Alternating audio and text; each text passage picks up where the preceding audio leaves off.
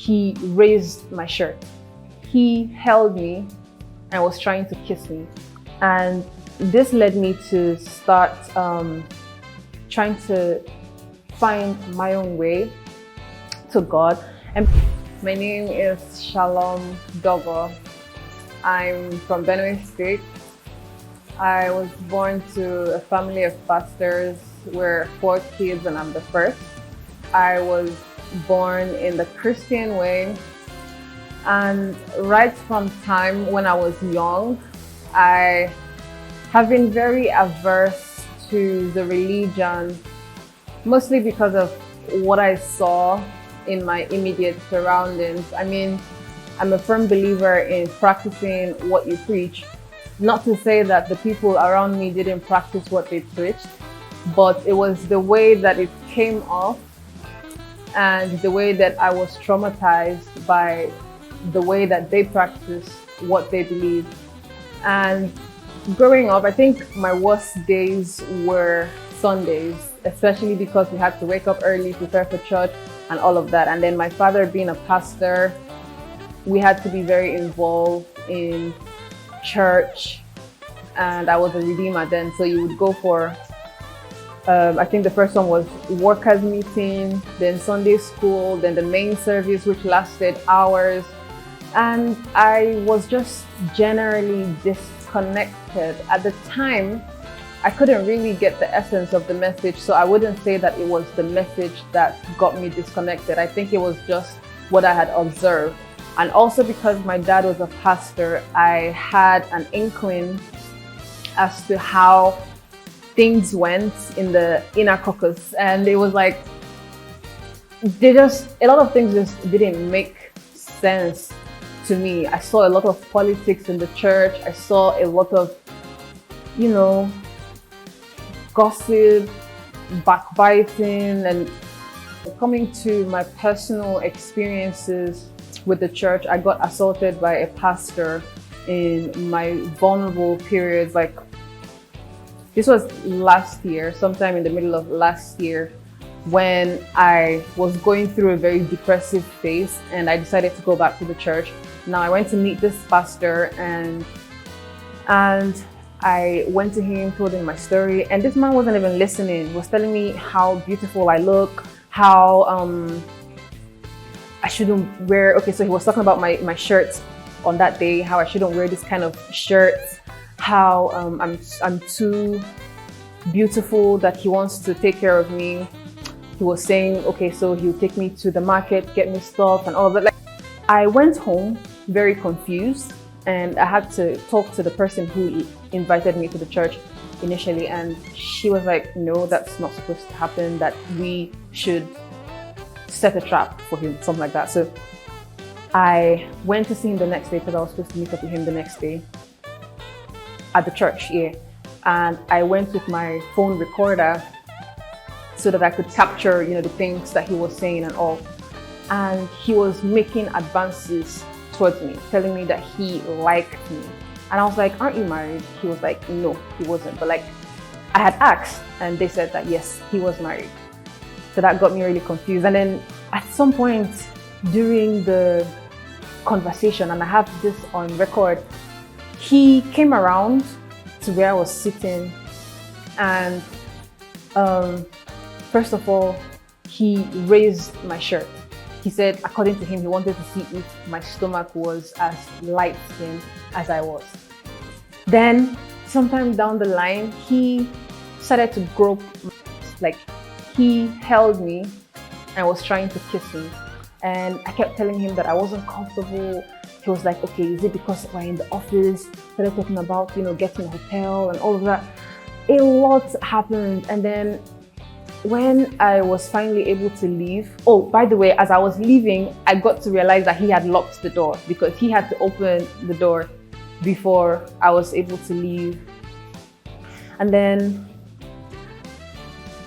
I got home very shaky. I sent the recording to my friend. But then I also decided to report this, I think when I was done with the Bible school class and all of that, I eventually got to report it to the head of the department that I was in. at the time. They reported it to the associate pastor. And at this time, I was leaving because this was Enugu then, and I was done with school already, so I had to leave. So I was leaving Enugu, and they promised me that they were going to take disciplinary action. Till today, that man is still preaching on the altar, and nothing was done. A year later, like 1 year later, I remembered it again, and then I reached out to the church again. These were women this time, so I reported it was a woman that handled the case. And according to her, like after some time, like I wasn't hearing from her, I had to reach out again, and she said that the pastor said that he had apologized to me, so why are they still bringing the issue up? And I'm like, there was no apology given. And this led me to start trying to find my own way to God. And because I'm someone who is very inquisitive, I'm very unconventional. I like to, look outside the box. It wasn't satisfactory to me why they would say that certain things are out of bound, So I started to read far, read wide, started to read, even like I went into mysticism and occultism, and I started to gain deep knowledge on life. Started to look into, the history of even how like religion came about. So I went down a very deep rabbit hole, deconstructing all this, and I'm even still in the process of deconstructing, because when you've come to know a certain way all your life, it's very difficult for you to deviate from, that path to start down something else. But because I firmly believed, based off of my experiences, because I've had my own personal experiences with this spirit that is within me, I have gone down, I've formed a conscious relationship with myself, with my inner being. And so I'm able to know and discern truth for myself. Every human is born with an inner guidance system, sort of like a sixth sense, called the intuition. And every human is born with extra senses beyond just the 5 physical senses that we know, and they're just laying dormant because they're not in use. Only a few people are aware and able to tap into these gifts, but some people are more aware and more in tune with their gifts than others. And these people, who are commonly known as psychics, are able to walk both physical and spiritual realms and get insight from the spirit by raising their vibrations to connect with higher beings of higher consciousness, like deities, angels, spirit guides, ancestors, or their own higher self, and then communicate this message to the people who it is for. Spirit is always communicating with us through signs, symbols, and synchronicity, but we're too disconnected to receive the messages, which is why it's helpful to procure the services of a tarot reader to help in translating these messages. The tarot is a system of divination that initially evolved from playing cards, very much like we use wot in Nigeria. And it uses a specific set of 78 cards known as the tarot cards, where each card has a symbol or illustration that communicates a message to your subconscious mind, because they're all related to archetypes which we are all familiar with. It's like trying to decode a language to get the information that is being passed. And there's nothing sinister about tarot or divination, and anybody can do these things if you're able to learn how to use them. Your intuition is like a muscle which you exercise, and the more you use it, the more your connection is strengthened. So this is my tarot deck with the original Rider-Waite illustration, and as you can see, it's pretty worn because I've used it a lot. So essentially, how it works is you shuffle the cards